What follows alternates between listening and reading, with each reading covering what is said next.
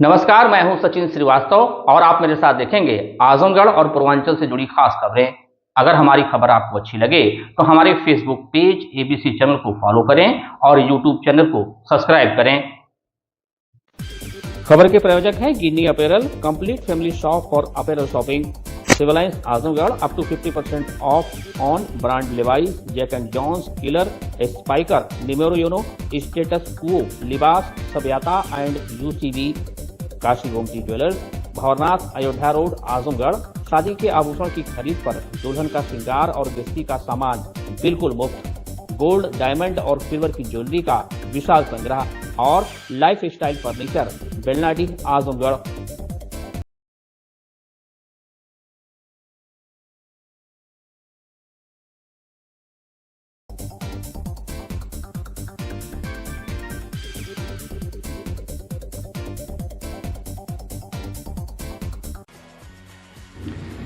तो खबर आजमगढ़ से, जहां जीएसटी विभाग की ओर से शनिवार को हरिऔध कला केंद्र में आयोजित कार्यक्रम के दौरान उस समय हंगामा मच गया जब एक व्यक्ति ने ज्वाइंट जीएसटी कमिश्नर पर 2 लाख रुपए घूस मांगने का आरोप लगाया। हालांकि कमिश्नर ने उक्त व्यक्ति के आरोपों को निराधार बताते हुए इसे कार्यक्रम में रोमांच पैदा करने वाला कदम बताया। आपको बताते चले कि ऊपर से आए निर्देश के क्रम में जीएसटी विभाग की ओर से इस कार्यक्रम का आयोजन किया गया था। कार्यक्रम में ज्वाइंट कमिश्नर जीएसटी के साथ ही मुख्य राजस्व अधिकारी भी मौजूद थे। मंच के जरिए व्यापारी अपनी बातों को रख रहे थे। इसी दौरान बजरंग बहादुर सिंह को मंच पर बुलाया गया। मंच पर पहुंचते ही उसने खुद को भाजपा नेता बताते हुए joint GST commissioner Shri Ram Saroj पर 2 लाख रुपए घूस मांगने का आरोप लगा दिया। इसके बाद कार्यक्रम में हंगामा मच गया। बजरंग बहादुर सिंह ने बताया कि 2024 में हमारे भतीजे की दुर्घटना में मृत्यु हो गई थी। शासन की ओर से सीएम दुर्घटना बीमा योजना के तहत व्यापारियों को 10 लाख रुपए की सहायता राशि मिलती है। हमने फाइल लगाई और जब हम इनसे मिलने गए तो इन्होंने कहा कि हमसे मत मिलिए, जाके शुक्ला जी से मिलिए। जब हम इनके चंगू मंगू के पास पहुंचते थे तो उनके द्वारा 2 लाख रुपए की मांग की जाती। पैसा न मिलने पर इनके द्वारा हमारी फाइल को रिजेक्ट कर दिया गया। आज हमने मंच के जरिए अपनी बात को उठाई है। आगे हम इसकी शिकायत डीएम और सीएम से भी करेंगे। पहले क्या कुछ कहना है बजरंग बहादुर सिंह भाजपा नेता का, सुनिए। सर, अपना परिचय दीजिएगा। मेरा नाम बजरंग बहादुर सिंह, मैं डीसीएफ का डायरेक्टर हूं। पूर्व जिला महामंत्री भाजपा और पूर्व जिला उपाध्यक्ष भाजपा का कार्य कर चुका हूं। आज जीएसटी के व्यापारी संवाद का कार्यक्रम आयोजित किया गया था, उसमें कुछ आपने एलिगेशन भी लगाया है, अधिकारियों द्वारा प्रताड़ित किया जा रहा है। क्या एलिगेशन है और क्या अब तक अपडेट है? उसमें यह था कि हमारे भतीजे की सड़क दुर्घटना में मृत्यु हो गई 2024 में और सारी फाइलें इनको दिया गया। उसमें मुख्यमंत्री दुर्घटना बीमा के द्वारा 10 लाख रुपए मिलता है व्यापारियों को, तो उसमें सारे साक्ष्य मैंने प्रस्तुत किया। लेकिन यहाँ के ज्वाइंट कमिश्नर हैं श्री राम सरोज, जिन्होंने मुझसे पैसे की मांग किया कि 2 लाख रुपया देने पर ही आपकी फाइल स्वीकृत की जाएगी और मैं यह देने में असमर्थ रहा। नतीजा यह हुआ कि ये आदमी हमारी फाइल को रिजेक्ट कर दिया। कितने पैसे की डिमांड आपसे की जा रही थी? 2 लाख रुपए की डिमांड की जा रही थी। तो इन्होंने स्वयं किया या कोई और करता था? नहीं, ये तो स्वयं ही किया। इनके चंगू मंगू है, गेट के बाहर खड़े रहते थे। जब मैं निकलता था इसके यहाँ, जब मैं जाता था, ये आदमी कहता था कि मुझसे मत बात करिए, ये जो शुक्ला जी अधिकारी हैं, सहायक अधिकारी, उनसे बात करिए। तो मैंने कहा आप बड़े अधिकारी हैं और आपसे बात करना उचित है। जब छोटे अधिकारी नहीं काम करेंगे तो आप बड़े अधिकारी हैं तो आप ही से बात की जाएगी। तो कहा नहीं, हमसे मत बात करिए। 2 बार मैंने इससे मिला और दोनों बार हमको हटा दिया। और इसके जब लोग थे बाहर, मैं आता था तो वो 2 लाख 2.5 लाख रुपए की डिमांड करते। अच्छा, भरे मंच से इस तरह का जो एलिगेशन लग रहा था, उन्होंने बार बार वो कह रहे हैं मेरे पे कोई आरोप ना लगा पाए, मैं चैलेंज करता हूँ। तो आप जब इस तरह का पत्र आप मुख्यमंत्री को भी दे चुके हैं, अब तक क्या कार्रवाई हुई? अभी तक कोई कार्रवाई नहीं हुई है। मेरी तबीयत खराब हो गई थी, इसमें मैं परसों नहीं कर पाया और मैं राम मनोहर लोहिया में भर्ती था, पेसमेकर वगैरह हमको लगा है। तो 6 महीने से आना जाना हमारा और नहीं कर पाए हम, तो इसलिए अभी तक उसमें कोई कार्रवाई नहीं हो पाई। आप बीजेपी के सदस्य भी हैं, आपकी पार्टी जीरो टॉलरेंस की बात करती है, भ्रष्टाचार मुक्त की। ऐसे में नहीं लगता अधिकारी कहीं ना कहीं सरकार की मंशा को धूमिल कर रहे हैं? बिल्कुल धूमिल कर रहे हैं। अभी इन्होंने भाषण दिया कि मुख्यमंत्री जी का बहुत संवेदनशील है। मुख्यमंत्री जी, यह तो सही है, मुख्यमंत्री जी व्यापारियों के ऊपर बहुत संवेदनशील हैं, लेकिन जो यहाँ के जीएसटी के अधिकारी हैं यह संवेदनशील नहीं है। मुख्यमंत्री हमारे संवेदनशील रख के क्या करेंगे जब जीएसटी के कर्मचारी और अधिकारी पैसे की लेन देन करेंगे। सारे विभागों में इतना ज्यादा भ्रष्टाचार बढ़ गया है कि सरकार की छवि धूमिल हो रही है। अगला कदम आपका क्या होगा जो आप चाह रहे हैं? अगला कदम मैं डीएम से मिलूंगा और ये सारी शिकायत फिर मुख्यमंत्री से करूंगा और इनके खिलाफ हम जहां तक जाना होगा जाएंगे। आज आप संवाद बीच में छोड़ दिया है आपने? हाँ बिल्कुल छोड़ दिया, मैंने अपनी बात रख करके मैं संवाद छोड़ दिया। ठीक। वहीं इस संबंध में पूछे जाने पर joint GST commissioner Shri Ram Saroj ने पूरे घटनाक्रम की तुलना फिल्म से कर दी। उन्होंने कहा कि एक फिल्म में एक हीरो होता है, एक विलन होता है। फिल्म तब बनती है जब उसमें विलन भी हो। उन्होंने कार्यक्रम का रोमांच भी बढ़ाया। बाकी श्री राम सरोज क्या है, इसे आपने कार्यक्रम में सुना। श्री राम सरोज पूरी तरह से सोने पर खरा है। इस व्यवहार के लिए उनकी आत्मा पर चोट होगी। इनके द्वारा जिस बीमा योजना की बात की जा रही है उसे शासन स्तर से ही खारिज किया जा चुका है। यह सारे आरोप बेबुनियाद और निराधार हैं। वह कौन है, मैं उन्हें जानता भी नहीं हूँ। क्या कुछ कहना है Shri Ram Saroj joint GST commissioner का, सुनिए।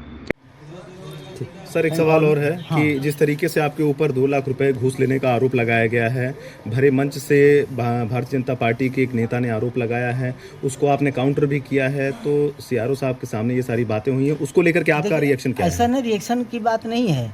देखिए ये फिल्म में होता है ना कि विलेन भी होते हैं और हीरो भी होता है। तो ये फिल्म तभी बनती है जब उसमें कुछ विलेन भी हों। तो उन्होंने कार्यक्रम का रोमांच बढ़ाया। बाकी श्री राम सरोज क्या हैं ये अभी आपने सुना। हमारे सभी व्यापारीगण जो यहाँ व्यापार मंडल के पदाधिकारीगण और विद्वान अधिवक्तागण, बाकी से पूरा हमारा जो सदन था। तो मैं सोने पर बिल्कुल खड़ा हूँ और बिल्कुल इस तरह का बेबुनियाद बकवास और ये इस तरह का जो है फूहड़ आरोप जो उनकी आत्मा पर कचोट होगी।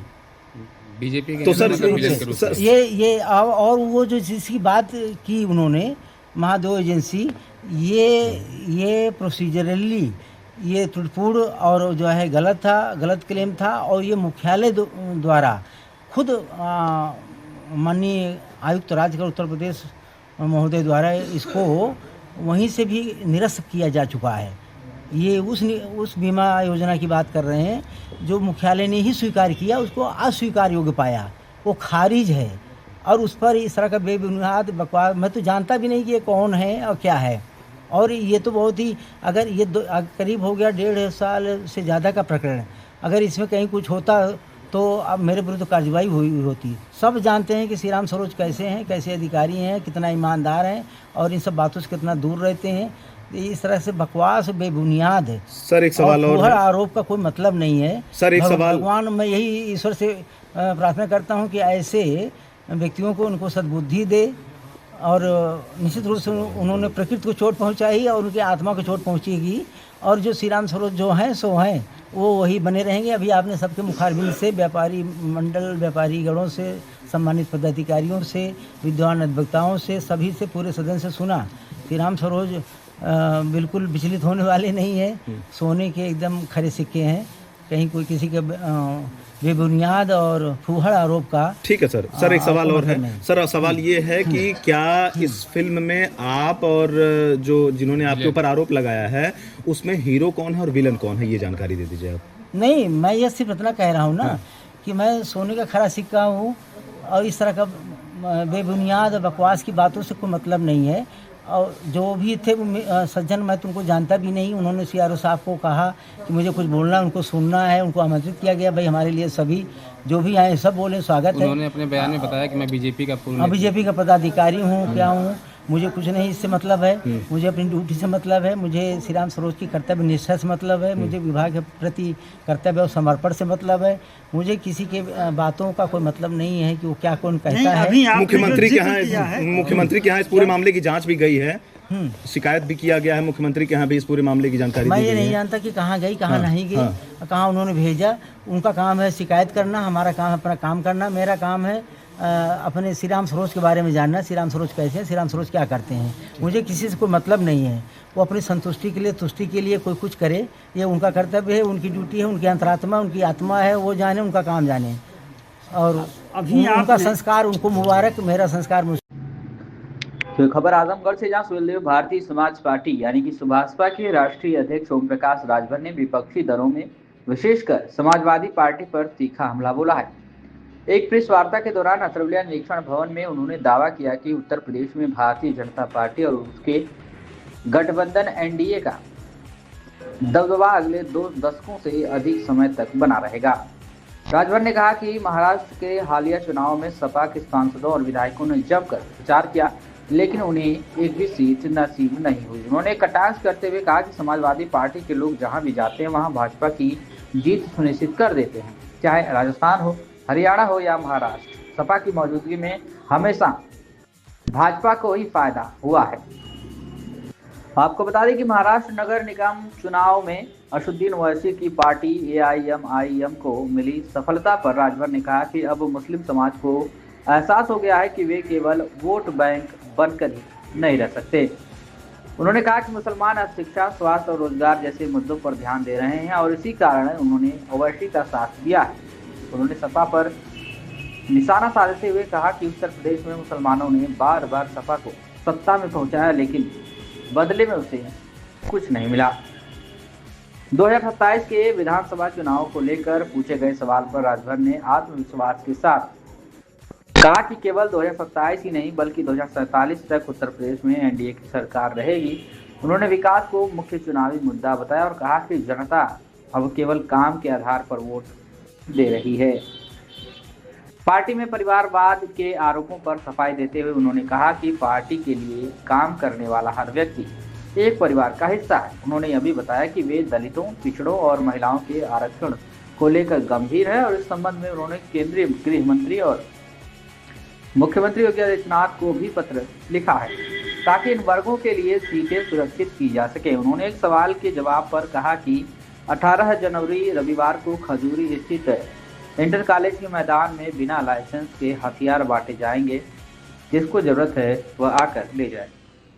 क्या कुछ कहना ओम प्रकाश राजभर कैबिनेट मंत्री का सुनिए।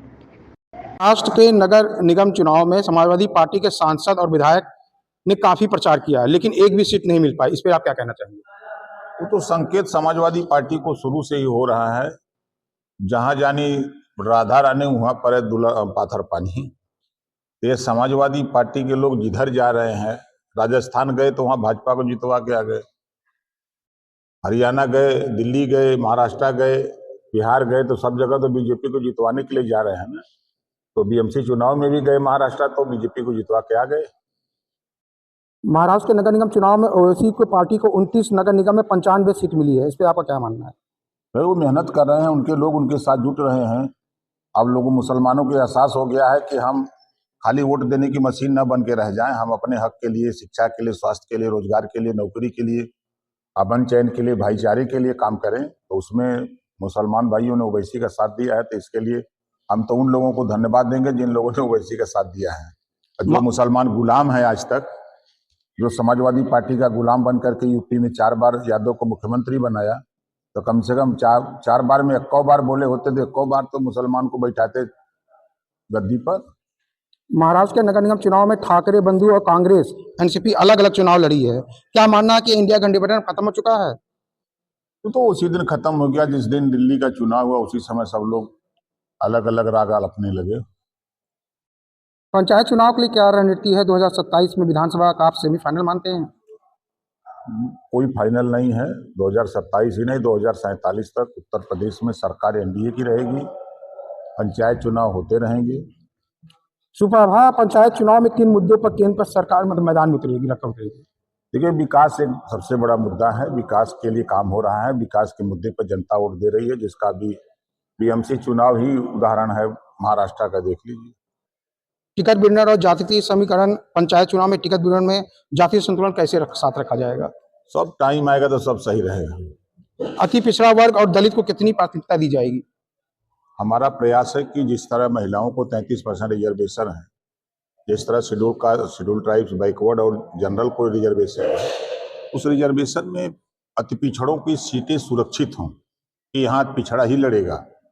इस तरह की वार्ता को लेकर के मैंने दिल्ली गृह मंत्री जी से, प्रधानमंत्री जी से, यूपी के मुख्यमंत्री योगी आदित्यनाथ जी को भी मिल करके पत्र दिया है और आश्वासन लोगों ने दिया है।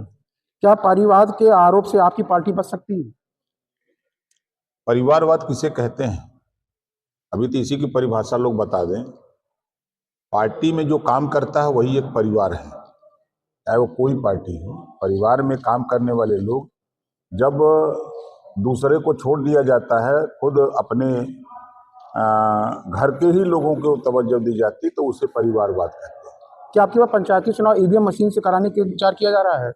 नहीं, अभी तो मतपत्र छप रहे हैं, मतपत्र से ही होंगे। क्या लगता है कि आपने जो लखनऊ में बोला कि आजमगढ़ में असलहा बांटा जाएगा, इसके लिए बताइए। कल 18 तारीख जी खजूरी का विद्यालय का मैदान है खजूरी में, और बिना लाइसेंस का हथियार कल बटेगा। जिसको चाहिए वो आवे, सबको दिया जाएगा। एक बार यहाँ के विपक्ष जो कह रही है, आज खासतौर से अतरौलिया विधानसभा के विपक्ष कह रही है कि इस बार चुनाव में क्या कहते हैं, आपके कोई वो नहीं है कि अब की बार हम समाजवादी पार्टी काफी वोटों से जीतेगी इस बार अतरौलिया विधानसभा के लिए। काहे परेशान है? जो कभी जनता के बीच में जाते नहीं थे, चुनाव के समय जाकर के बैकवर्ड फॉरवर्ड की राजनीति करके चुनाव जीत जाते थे, आज वो बकरी मरने पर जाके पूछ रहे हैं कि बकरियां कैसे मर गई। 5 साल में जाते थे जनता के बीच में। ये ओम प्रकाश की काबिलियत है कि आजमगढ़ के 10 विधायकों को मैदान में उतार दिया। बड़ी खबर आजमगढ़ से, जहां जिले के सिधाई थाना क्षेत्र के नरौली मोहल्ले में शुक्रवार को शाम को नाली के विवाद को लेकर बवाल हो गया। नगर पालिका द्वारा नाली की सफाई के दौरान स्थानीय बीजेपी से सभासद संतोष चौहान पर कुछ लोगों ने हमला कर दिया। हमले में सभासद के सिर में गंभीर चोटें आई हैं, जिससे वह कुछ देर के लिए बेहोश हो गए थे। इलाके में अफरा तफरी मच गई। हंगामा और मारपीट का वीडियो भी सोशल मीडिया पर वायरल हो रहा है। सभासद संतोष चौहान पुत्र प्रभाकर चौहान निवासी मोहल्ला नरौली क्षेत्र में नाले की सफाई करवा रहे थे। इसी दौरान मोहल्ले के ही जितेंद्र पुत्र रामनाथ और उसके पुत्र मोहित ने सफाई कार्य पर आपत्ति जताई। आरोप है कि इनके साथ वतन, रतन और राहुल ने भी मिलकर सभासद के साथ गाली गलौज करते हुए मारपीट शुरू कर दी। लोगों ने बीच बचाव कर किसी तरह स्थिति को संभाला। क्षेत्र में दहशत का माहौल बन गया। पीड़ित सभासद ने सिधारी थाने में आरोपियों के खिलाफ नामजद तहरीर देकर सख्त कानूनी कार्रवाई की मांग की है। वहीं पुलिस मामले की जांच में जुट गई है और वीडियो वायरल के आधार पर भी कार्रवाई की बात कही जा रही है। क्या कुछ कहना है संतोष चौहान पीड़ित सभासद का, सुनिए।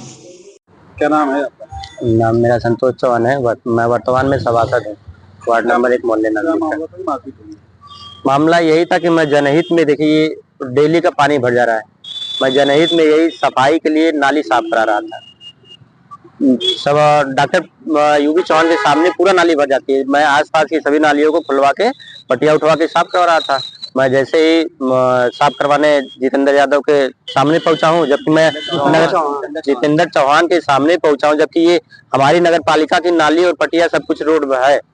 जब मैं वो साफ कराने गया हूं तो जितेंद्र चौहान और उनके 4 बेटे वतन, रतन, मोहित और एक राहुल, सभी लोगों ने मिलके मेरे पे फरुआ और सरिया, ईंट पत्थर से सभी से मिलके मारने लगे। मैंने कई बार मैंने कारण भी पूछने की कोशिश की कि नहीं क्यों ऐसा कर रहे हैं, तो कुछ बताया नहीं। ऑटोमेटिक मेरे पे प्रहार करने लगे लोग। क्या कोई पुरानी रंजिश नहीं है। मैं चुनाव पहली बार पढ़ाई करके चुनाव लड़ा। चुनाव लड़ने जनता ने मुझे 630 वोटों से चुनाव जिता दे। लोग विपक्ष से थे, ये लोग चुनाव लगता है हार गए, इस वजह से इनको तकलीफ है, यही होगी। और हमारी पूरे मोहल्ले में किसी से भी कोई दुश्मनी नहीं है। आप थाना तहरीर दिए? आया हूँ, इंस्पेक्टर साहब को थाना दिया हूँ। एप्लीकेशन अब देखिए। की कोई वीडियो भी है? हाँ, वीडियो है, बस सोशल मीडिया पे चल रही है। मैं भेजा था वीडियो।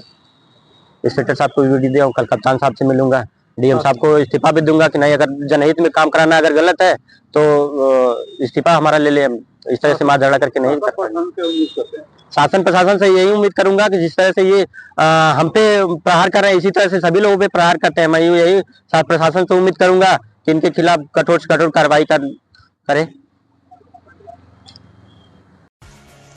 बड़ी खबर आजमगढ़ से, जहां जनपद के रौनापार थाना क्षेत्र में एक वीडियो सोशल मीडिया पर जमकर वायरल होना शुरू हो गया है, जिसमें 2 पक्षों में मारपीट होने का मामला सामने आया है। वीडियो में 2 पक्षों में जमकर मारपीट हो रही है। वीडियो में साफ देखा जा सकता है कि 2 पक्ष आपस में गाली गलौज और मारपीट कर रहे हैं। वीडियो वायरल होने से क्षेत्र में चर्चा का विषय बना हुआ है।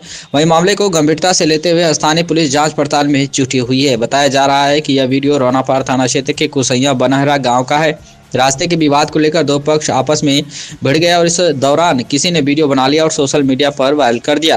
हालांकि यह वायरल वीडियो एक जांच का विषय है कि वीडियो किसने बनाया और कब बनाया गया है। वहीं पुलिस जांच पड़ताल में जुटी हुई है। इस मामले में एसपी सिटी मधुबन कुमार सिंह ने बताया कि सोशल मीडिया पर वायरल हुए वीडियो का संज्ञान लेते हुए मुकदमा दर्ज किया गया है और पुलिस मामले की विवेचना में जुट गई है। आगे जो तथ्य सामने आएंगे अग्रिम विधिक कार्रवाई की जाएगी। क्या कुछ कहना है मधुबन कुमार सिंह एसपी सिटी का, सुनिए। सोशल मीडिया पे मारपीट का वीडियो वायरल हो रहा है, सर क्या मामला है? सोशल मीडिया पर एक मारपीट का वीडियो वायरल हो रहा है। यह प्रकरण थाना रौनापार के ग्राम बनहरा कुसहिया का है। इसमें राम कुमार गुप्ता पक्ष और दीपक पक्ष के बीच दीवार जोड़ने को लेकर मारपीट व हाथापाई हुई है। इस संबंध में थाना रौनापार पर मुकदमा अपराध संख्या 12/2026 संबंधित धाराओं में पंजीकृत किया गया है। इसकी विवेचना की जा रही है। इसमें जो भी तथ्य होंगे उसके आधार पर विधिक कार्रवाई की जाएगी। खबर आजमगढ़ से, जहां ब्रह्मर्षि स्वामी सहजानंद सरस्वती सेवा न्यास के संस्थापक सहजानंद राय ने शनिवार को सिविल लाइन स्थित कैंप कार्यालय पर प्रेस वार्ता में बताया कि न्यास द्वारा 22 व 23 जनवरी को आजमगढ़ में अंतर्राष्ट्रीय संगोष्ठी सह कार्यशाला का आयोजन किया जाएगा। कार्यक्रम का शुभारंभ हरिगौद कला भवन में होगा, जबकि शेष महाराजा सुहेलदेव राज्य विश्वविद्यालय में आयोजित किए जाएंगे। कार्यशाला का शुभारंभ उत्तर प्रदेश के उप मुख्यमंत्री केशव प्रसाद मौर्य और पद्मश्री डॉक्टर सुनील दबास के द्वारा किया जाएगा। यह आयोजन ब्रह्मर्षि स्वामी सहजानंद सरस्वती सेवा न्यास महाराजा सुहेलदेव राज्य विश्वविद्यालय यूनिवर्सिटी ऑफ अगदर नॉर्वे, ICAR नई दिल्ली, अमरकंटक केंद्रीय विश्वविद्यालय, स्वदेशी शोध संस्थान और रुहना विश्वविद्यालय श्रीलंका के सहयोग से होगा। उद्घाटन उत्तर प्रदेश के उप मुख्यमंत्री केशव प्रसाद मौर्य एवं पद्मश्री डॉक्टर सुनील दबास करेंगे। भारतीय जनता पार्टी के क्षेत्रीय अध्यक्ष सहजानंद राय ने बताया कि संगोष्ठी का उद्देश्य स्वामी सहजानंद सरस्वती के विचारों से प्रेरणा लेकर गरीबों, युवाओं, किसानों और नारी शक्ति पर केंद्रित है। इस दौरान जिले के 10 किसानों, 10 युवा उद्यमियों और 10 नारी शक्ति के लिए कार्य करने वाली महिलाओं को सम्मानित किया जाएगा। विश्वविद्यालय के जनसंपर्क अधिकारी डॉक्टर प्रवेश सिंह ने आयोजन को भव्य बनाने की बात कही। इस अवसर पर कार्यक्रम सचिव अवनीश राय, मानस, सूरज प्रकाश श्रीवास्तव, मयंक श्रीवास्तव सहित अन्य लोग उपस्थित रहे। 2026 की ढेर सारी शुभकामना देते हुए बहुत ही प्रसन्नता का विषय है कि लंबे समय तक हम सब सामाजिक जीवन में काम करते हुए और समाज के प्रति अपनी जवाबदेही देते हुए मैंने एक ब्रह्मर्षि स्वामी सहजानंद सरस्वती न्यास करके एक ट्रस्ट बनाया और उस ट्रस्ट के माध्यम से समाज की उन 4 स्तंभ जिसको हम लोग मानते हैं, एक युवा, एक नारी शक्ति, एक अन्नदाता और चौथा स्तंभ हमारा जो है शिक्षा का। उन 4 स्तंभों को लेकर के हमारी जो स्वामी ब्रह्मर्षि स्वामी सहजानंद सरस्वती न्यास है, हमने उस पे काम प्रारंभ किया है और उस काम पर हमने लगभग 5 ऐसे राजा सुहेलदेव यूनिवर्सिटी हमारे आजमगढ़ और 2 इंटरनेशनल यूनिवर्सिटी हैं, अदर नॉर्वे है, एक श्रीलंका की है और अमरकंटक है।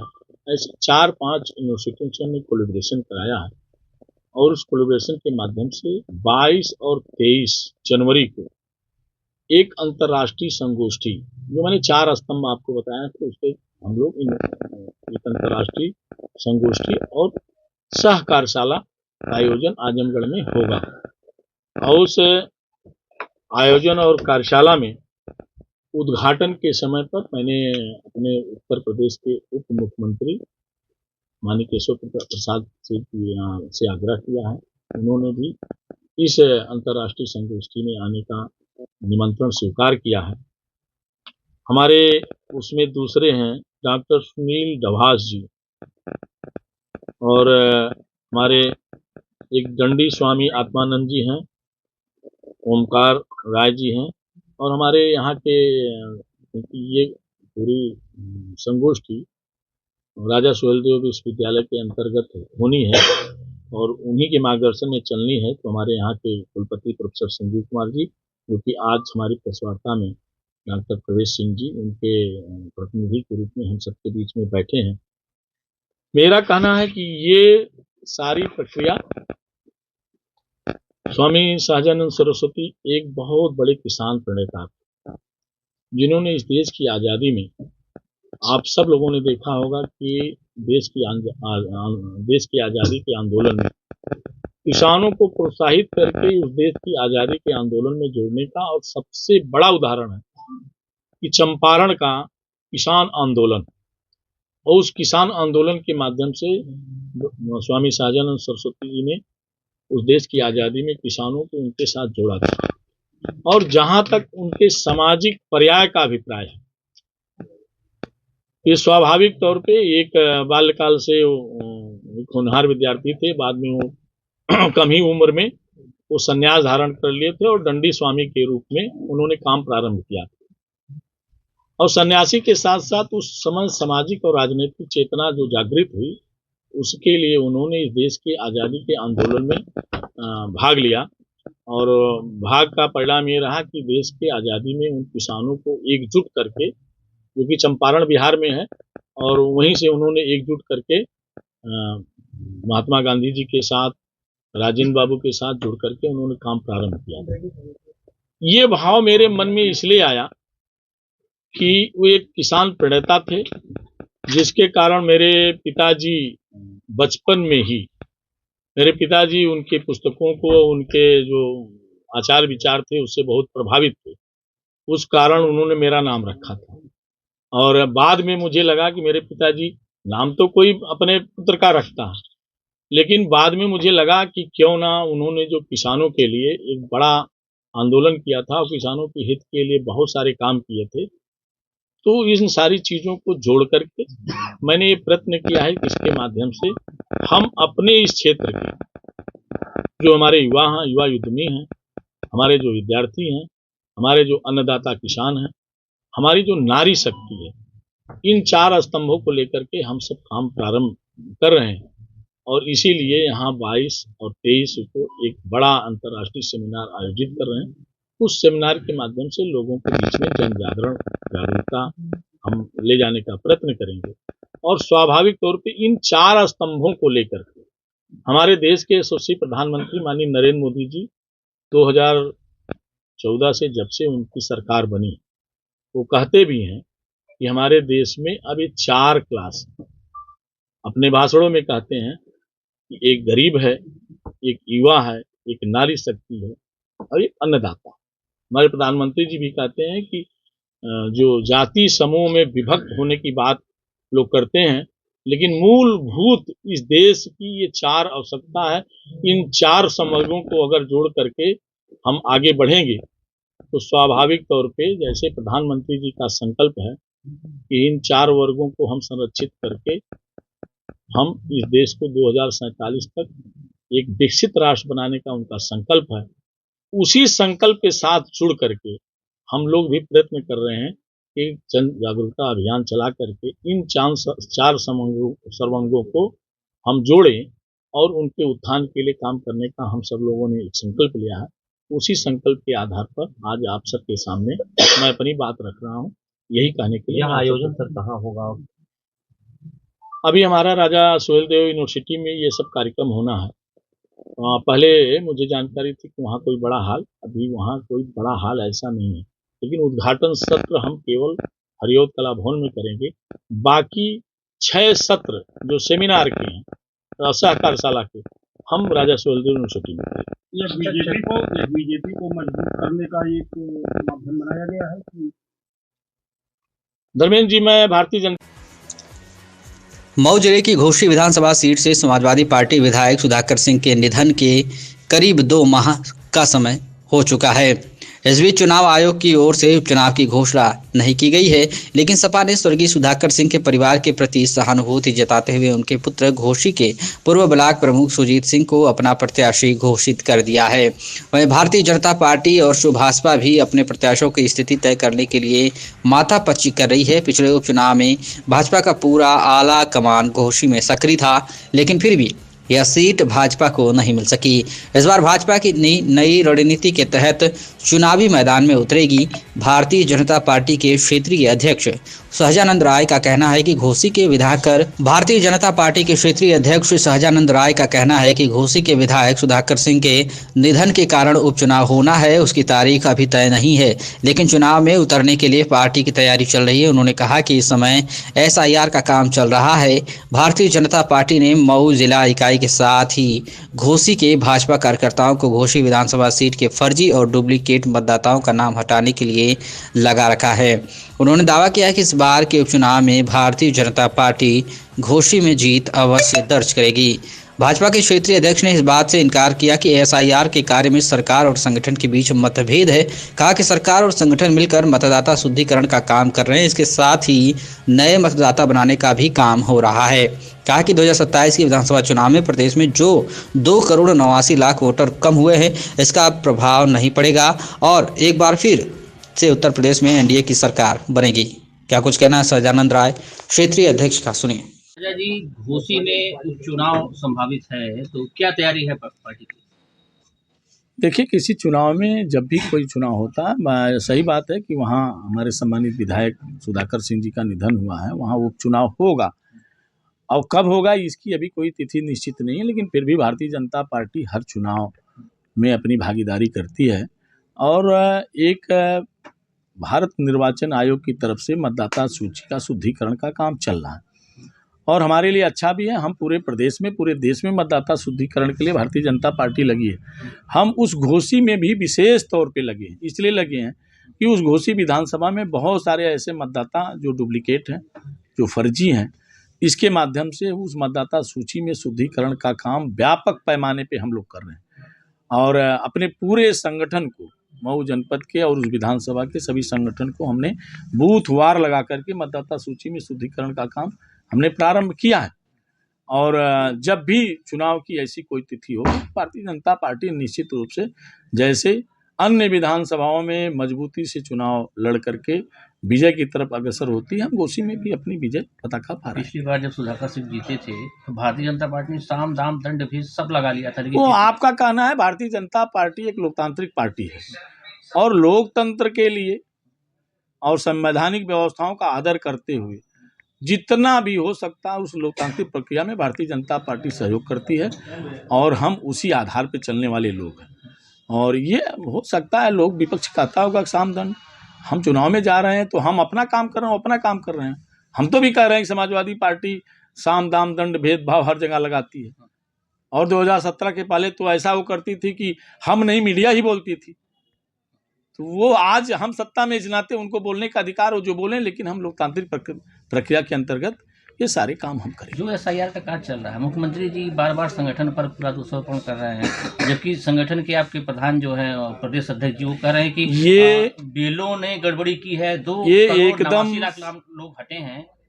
ये एकदम सरासर गलत है। 2,89,00,000 जो नाम घटे हैं, ये स्वाभाविक तौर पे कि मतदाता सूची का शुद्धिकरण है। पहली बात तो मैं क्लियर कर दूं कि कहीं सरकार और संगठन में कहीं कोई डिफरेंस नहीं। सरकार और संगठन मिल करके इस मतदाता सूची शुद्धिकरण में पूर्ण सहयोग के साथ हमारे सभी कार्यकर्ता, पदाधिकारी, जनप्रतिनिधि सब लोग लगे। ठीक है, जहां तक लोगों का मानना है कि मतदाता सूची, ये आप पहले से भी देखे हैं, आप आजमगढ़ में ही देख लीजिए, अपने यहाँ देख लीजिए कि मतदाता सूची में बहुत सारे डिफॉल्ट है। और ये जो BLO की बात है, BLO के यहाँ उन्होंने जो गणना प्रपत्र भरना था, तो गणना प्रपत्र में BLO बहुत सारे ऐसे हैं जो मैंने भी महसूस किया, आपने भी महसूस किया है। ये सरकार और संगठन की मतैक की बात नहीं है। जो BLA के पास उसको फीडिंग करने का उसको अनुभव नहीं, बहुत सारे लोग हैं। उनके कारण बहुतेरे लोग नॉन मैपिंग में, एब्सेंट में, डबल में मृतक में, डेथ में वो नाम आए हैं, उसकी भी सूची जारी करके, सबको नोटिस जारी करके अवसर दिया जा रहा है कि वो आए, अपना प्रमाण पत्र वहाँ उपस्थित करावें, नाम दर्ज करावें। और उनके सहयोग के लिए पूरा भारतीय जनता पार्टी का संगठन नीचे से लेकर ऊपर तक उसके समर्थन में, उनके सहयोग में, उनको सहयोग प्रदान करने में सब लोग लगे हुए हैं। तो जो SIR से नाम कटे उनके लिए कोई विकल्प आप लोग फिर से फॉर्म भरवा रहे हैं? हाँ जी, फॉर्म 6 हम जिनके नाम कटे हैं, हम उनके जो नए मतदाता 1/1/26 को जिनकी आयु 18 वर्ष हो रही है, उनके लिए हम फॉर्म 6 लाए हैं। जिनका नो मैपिंग में गया है, प्रयत्न कर रहे हैं कि उनके मायके से बहुतेरे महिलाएं हैं जो 2003 के बाद शादी विवाह के बाद अपने घर आई हैं, तो उनको अपने मायके का एक प्रमाण पत्र देना था। 2003 की सूची में चाहे उनका नाम हो, चाहे उनके पिता का नाम हो, उस सूची के साथ उनको देना था। बहुतेरे लोगों ने दे नहीं पाए, तो हम लोग प्रयत्न कर रहे हैं मंगवा करके देने का, उनसे आग्रह भी कर रहे हैं। नहीं होगा तो उनका फॉर्म 6 भरवाने का भी प्रयत्न भारतीय जनता पार्टी कर रही है, क्योंकि एक लोकतांत्रिक प्रक्रिया है और लोकतंत्र में मतदाता का बड़ा महत्व है। इस बात को केवल भारतीय जनता पार्टी कह रही है। तो क्या असर पड़ेगा SIR का 2027 में? निश्चित रूप से ये जो फेक मतदाता थे वो बाहर जाएंगे, और इतने ही नहीं, उस फेक मतदाता के कारण बहुतेरे लोग वो हमारे हिंदुस्तान में रह के हिंदुस्तान का अन्न पानी खा करके और हिंदुस्तान को ही दगा दे रहे हैं। ऐसे लोगों को उस मतदाता सूची से बाहर होना ही है, इसलिए भारत निर्वाचन आयोग SIR लागू किया। तो जीत के प्रति भाजपा आश्वस्त 100%, 27 में भी 100%, इसमें कहीं कोई इटबट नहीं है। भारतीय जनता पार्टी निर्बाध रूप से 27, उसके आगे भी भारतीय जनता पार्टी आज किसी भी बूथ पर, विधानसभा हो चाहे लोकसभा, उसकी लड़ाई बूथ पे होती है। बूथ पर सारा मैकेनिज्म, कार्यकर्ताओं का संचय केवल भारतीय जनता पार्टी के पास है, ना कि सपा।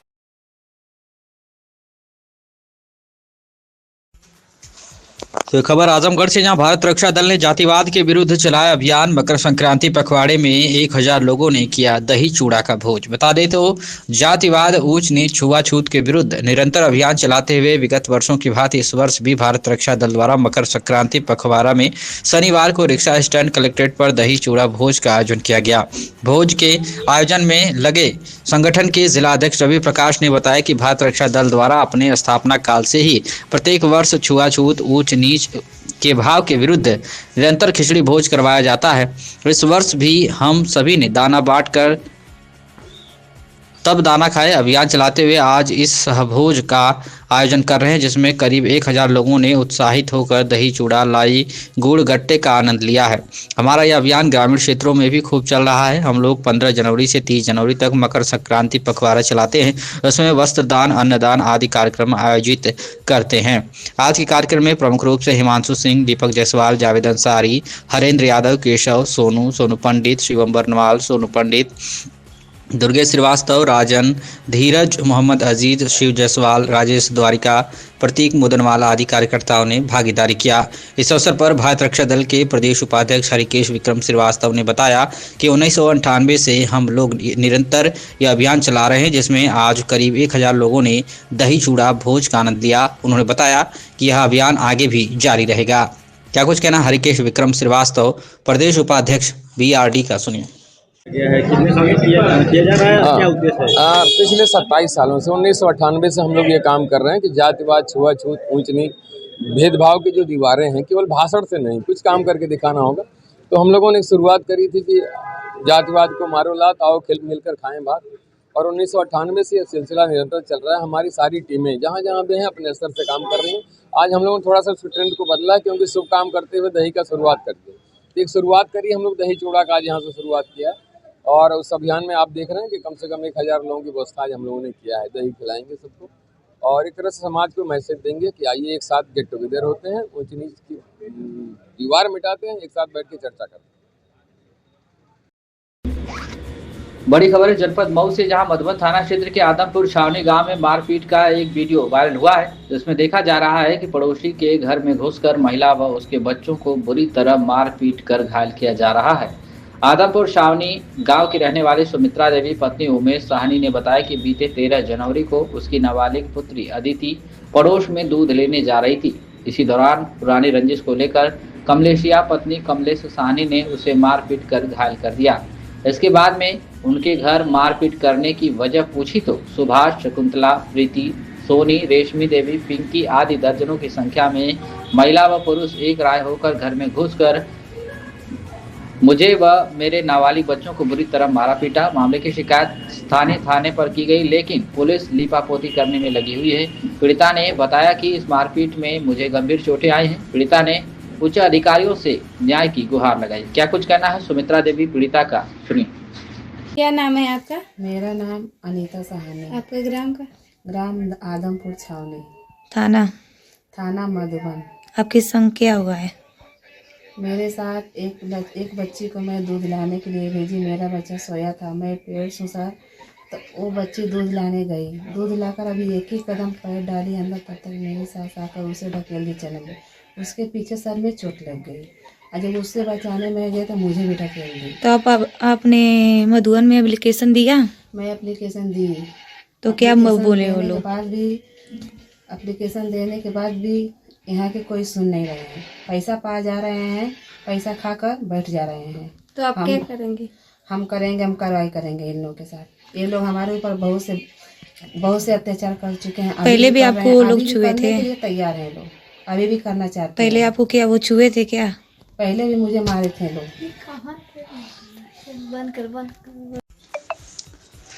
बड़ी खबर निकल के आई है आजमगढ़ से, जहां जिले से एक चौंकाने वाला मामला सामने आया है, जहां ई रिक्शा में छेड़खानी कर रहे एक युवक को छात्रा ने सरेआम पीट दिया। इस घटना का वीडियो सोशल मीडिया पर तेजी से वायरल हो रहा है। जानकारी के मुताबिक एलवल क्षेत्र स्थित एक विद्यालय की 2 छात्राएं छुट्टी के बाद ई रिक्शा से घर लौट रही थी। इसी दौरान ई रिक्शा में पहले से बैठे एक युवक ने छात्राओं पर अश्लील टिप्पणी करना शुरू कर दिया और बार बार आई लव यू कहकर उन्हें परेशान करने लगा। शुरुआत में छात्राओं ने उसकी हरकतों को नजरअंदाज किया, लेकिन युवक नहीं माना तो उन्होंने साहस दिखाते हुए शहर कोतवाली क्षेत्र के टेढ़िया मस्जिद के पास ई रिक्शा रुकवाया। आरोप है कि इसके बाद छात्राओं ने युवक को ई रिक्शा से नीचे उतारकर उसकी पिटाई शुरू कर दी। मौके पर मौजूद कुछ लोगों ने भी युवक की जमकर धुनाई कर दी। हालांकि वायरल वीडियो में कुछ लोग युवक को वहां से भगाते हुए भी नजर आ रहे हैं। इस मामले में शहर कोतवाल यादवेंद्र पांडे ने बताया कि वायरल वीडियो की जांच की जा रही है। उन्होंने कहा कि मामले की सच्चाई सामने आने के बाद दोषियों के खिलाफ सख्त कानूनी कार्रवाई की जाएगी। इस घटना के बाद एक बार फिर सार्वजनिक परिवहन में महिलाओं की सुरक्षा को लेकर सवाल खड़े हो गए हैं और सोशल मीडिया पर लोग छात्रा के साहस की तारीफ करते हुए सख्त कार्रवाई की मांग कर रहे हैं।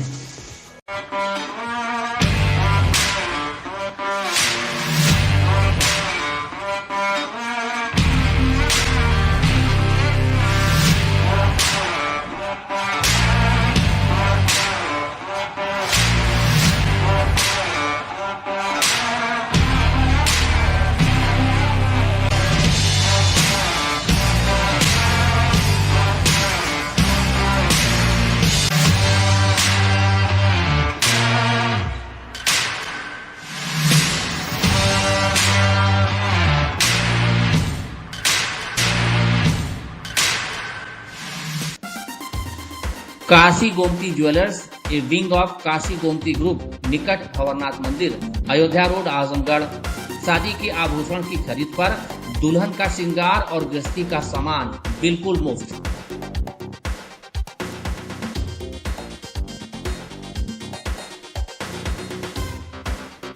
गोल्ड, डायमंड और सिल्वर की ज्वेलरी का विशाल संग्रह, शुद्धता की 100% guarantee.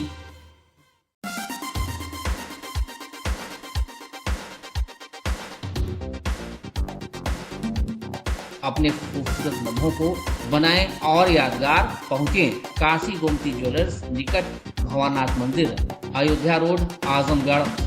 Lifestyle furniture, Belnadi, Azamgarh. सभी प्रकार के फर्नीचर एवं इलेक्ट्रॉनिक सामानों की भरपूर रेंज उपलब्ध। हमारे यहाँ EMI की सुविधा 0% ब्याज पर उपलब्ध।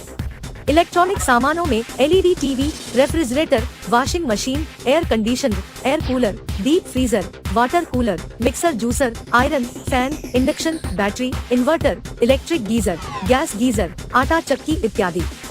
फर्नीचर के सामानों में बेड, गद्दा, सिंगारदान, अलमीरा, sofa, table, chair, rack, stool, संदीली, सीढ़ी, डाइनिंग टेबल, झूला आदि।